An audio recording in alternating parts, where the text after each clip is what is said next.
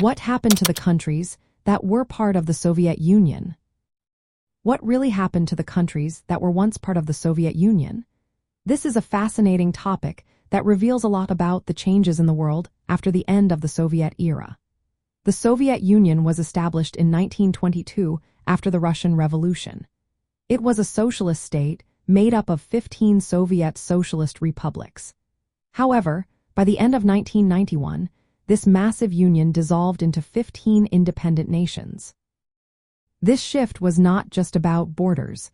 It changed the political and economic landscape globally. The main reasons for the collapse included economic stagnation and political instability. Mikhail Gorbachev, the last leader of the Soviet Union, introduced reforms called glasnost and perestroika. Glasnost meant openness, while perestroika referred to restructuring. These reforms aimed to improve the economy and allow more freedom. However, they also weakened the central government and sparked nationalist movements in the republics. As a result of this dissolution, we saw the emergence of new countries. Russia, Ukraine, Belarus, and the Baltic states, Estonia, Latvia, and Lithuania are just a few examples. Each of these nations took a different path after gaining independence, leading to a variety of political systems and economic structures.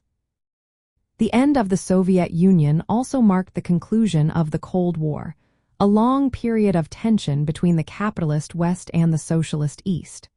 With the Soviet Union gone, the world shifted to a unipolar system, with the United States emerging as the dominant superpower.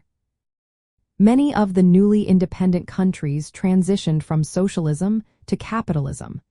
This shift often involved support from international financial institutions like the World Bank and the International Monetary Fund. For many observers, this transition was seen as a victory for capitalism over socialism. Culturally and socially, the dissolution brought significant changes. While many countries faced economic struggles during the transition, they also gained new political freedoms and cultural expressions. The collapse of the Soviet Union can be viewed as a challenge for the socialist model, showing its difficulties in adapting to internal and external pressures.